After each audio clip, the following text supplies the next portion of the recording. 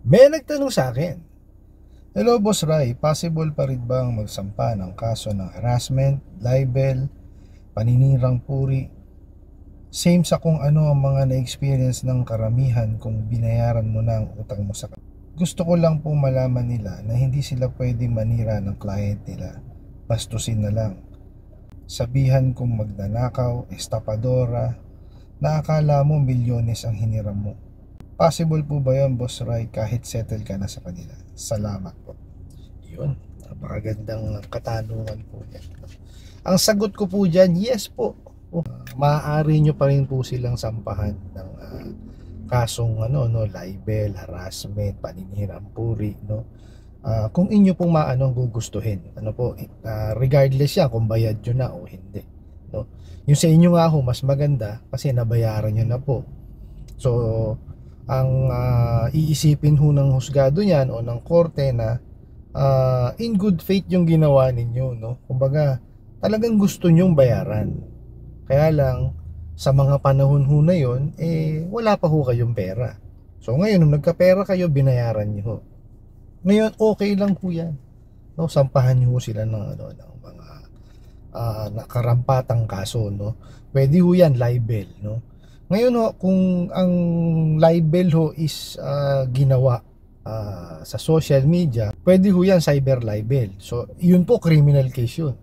No? Kung may harassment na nangyari using social media, for example, pinost po yung inyong name, tapos siniraan ho yung puri ninyo with your picture or whatever, ano ho yun, cyber libel, criminal case ho yun, may kulong ho yan pag yan ho ay napatunayan. Ano po, so pwede rin ho yan, libel, yung paninirang puri ho na yan, lahat ho ng pwede nyo ikaso sa kanila na sa tingin nyo nararapat para sa kanila, maaari nyo hong isamba. Actually, pwede ho kayong magpatulong sa PNP Anti-Cybercrime Group, tsaka po sa NBI Cybercrime Division. Ano po? Para kasi sila ho ang diyan with regards po sa sa mga usaping internet, yan, ganyan. Pag yung mga tungkol ho sa cyber, yan sila po ang dapat ninyong hingan ng tulong, no? Para at least matuntun po ano ba ang pinanggalingan ng IP, yung IP address po, importante po kasi yun, no? Para ho tapos pwede nyo rin ho silang i-complain sa SEC, tsaka sa BSP, no? At sa NPC kung meron hong sa NPC o pagka meron privacy breach, no? Tapos ho sa SEC po, i-complain nyo rin sila. Pwede ho yan, no? Sa lahat ho ng ng sangay ng gobyerno na maaari nyo sila i-complain. I-complain nyo po. Kung kayo ho talaga desidido na sila ho kumbaga sabi nyo nga ho dito sa nyo is para ho malaman din nila na hindi tama yung ginagawa nilang paninira ng mga kliyente. Tama ho yan, no? Lumaban ho kayo, no?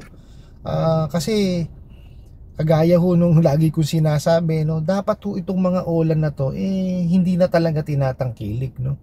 Hindi na dapat sila inuutangan. Kasi hangga't ginagamit yan mga yan, no, hangga't sila ay inuutangan, patuloy ho sila mag-ooperate, di po ba? Samantalang pagka yan ho hindi nyo inutangan, no, sino pa ho magiging kliyente niyan? Magsasara na lang yan, di ba? Kasi pag wala hong bagong kliyente yan at yung ginawa nila na pangaharas, sino pa magbabayad sa kanila? At unless kagaya nyo po, no, na kahit na naharas na, no, nagbayad pa rin, no? Kalimitan yung iba pagka naharas hindi na nagbabayad, di po ba? O so ano mangyayari sa kanila? Magsasara ho yung mga yan, di po ba?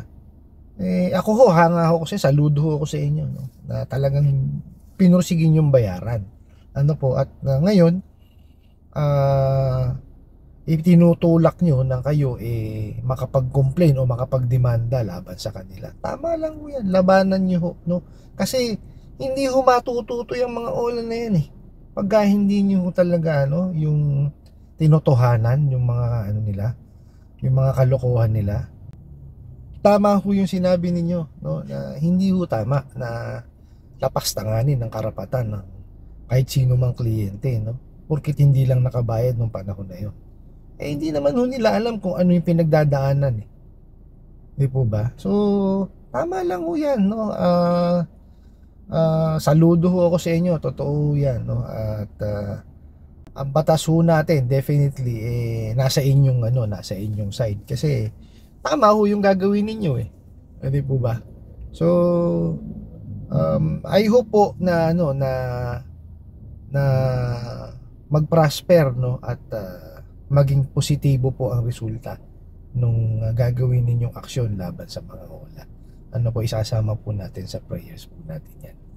I hope nasagot ko po itong katanungan na ito, at maraming salamat po sa lahat ng nanonood at sumusuporta sa mga ina-upload ko po na videos, no? Maraming salamat po sa mga likes, comments at pag-share nyo po ng aking mga videos, at dahil po dito marami na po nakakapanood ng ating mga videos, ano po. At kunin ko na po itong opportunity na to, no, para imbitahan ko po kayo na suportahan po yung iba ko pa pong mga social media accounts, no, sa YouTube, Facebook, and TikTok. Maraming salamat po. Hanggang sa muli, yun lang.